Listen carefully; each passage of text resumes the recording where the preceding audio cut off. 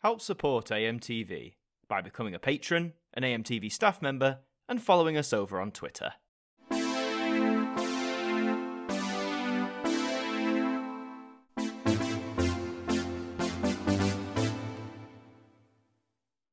When it comes to children's television channels here in the UK, you have your long-established brands, as well as the lesser-known but equally loved ones too. With the great transition to a more online digital broadcasting front in the 2020s, multiple kids' TV channels are making their move to this new phase of television. One such channel that will be making that jump very soon is Tiny Pop. First operating under that name in 2004, for the past 20 years, Tiny Pop has been serving up a wide variety of programming aimed at the younger demographic, from those aged around 7 down to preschoolers. Like any long-running service, its brand identity has changed through the years, as have the idents that represent it on television. But before we can examine the first batch of Tiny Pop sequences, it seems only fair that we begin with its original name, Pop Plus. We're watching Pop Plus. Bet some of you may not have seen this coming. The original Pop channel, formerly Toons and Tunes, had launched in the May of 2003. Just a few months after, in September, Pop Plus would follow, originally carrying a remit similar to its big brother in that it would show a mixture of cartoons and music.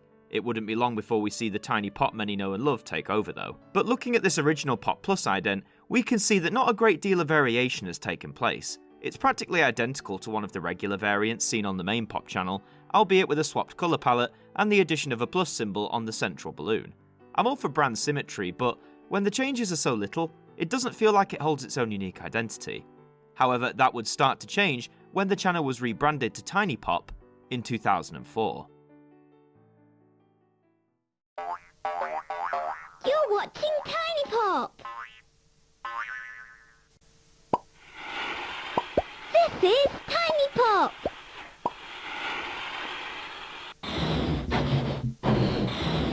Tiny Pop.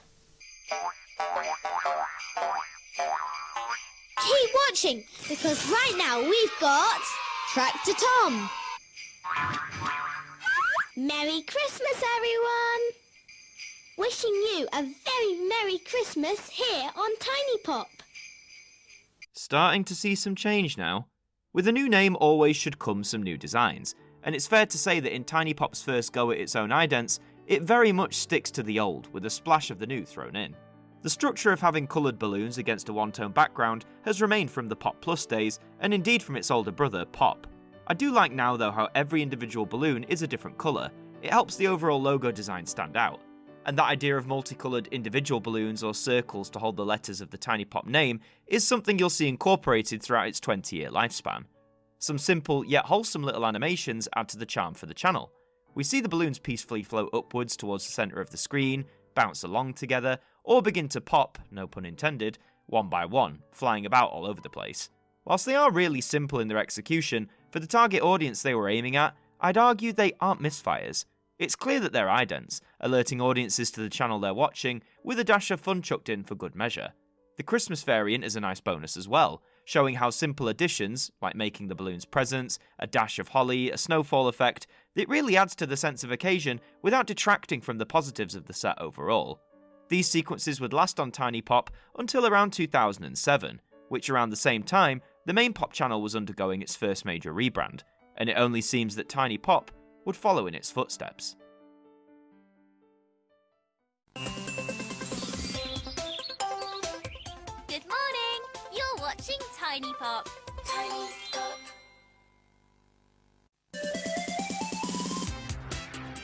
Stay right here on Tiny Pop for all the best shows. Tiny Pop.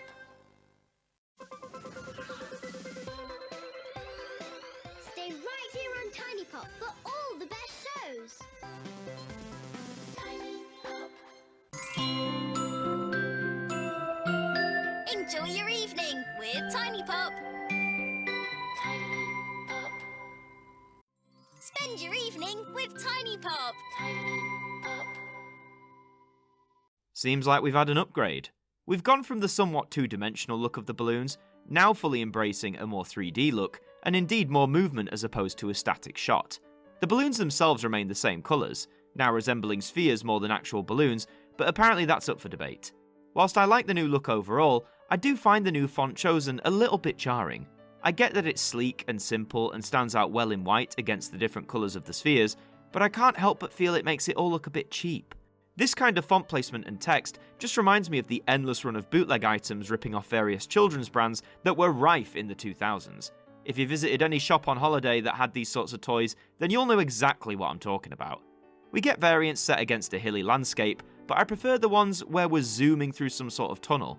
It just adds a bit of excitement and energy to the whole set, but I particularly love the evening variants. These still see the spheres flying about the place, but we swap the bright yellow background for a deep blue, with stars in the mix too, which perfectly captures the mood and vibe an evening can hold. The music adapts as well, playing a calmer, softer version of what was introduced as the Tiny Pop jingle, complete with a computerized-ish voice saying the name of the channel right at the end. In my view, this rebrand is exactly what Tiny Pop needed. A spruce-up, completely reinventing the look and feel of its idents, and they would hold firm into the 2010s, but come 2011, it was time once again for Tiny Pop to receive a fresh new batch of sequences.